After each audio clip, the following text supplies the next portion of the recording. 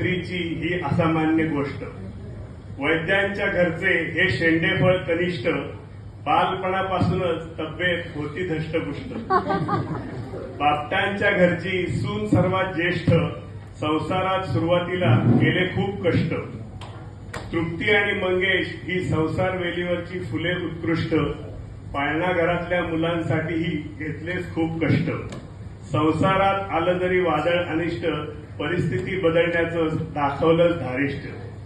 गोड गळा आणि आवाज एकदम स्पष्ट, मराठी ऑर्केस्ट्राची तू गायिका श्रेष्ठ. त्रिदल हॉलची व्यवस्थापक उत्कृष्ट, झालाच्या भगिनी मंडळाची सदस्य ज्येष्ठ.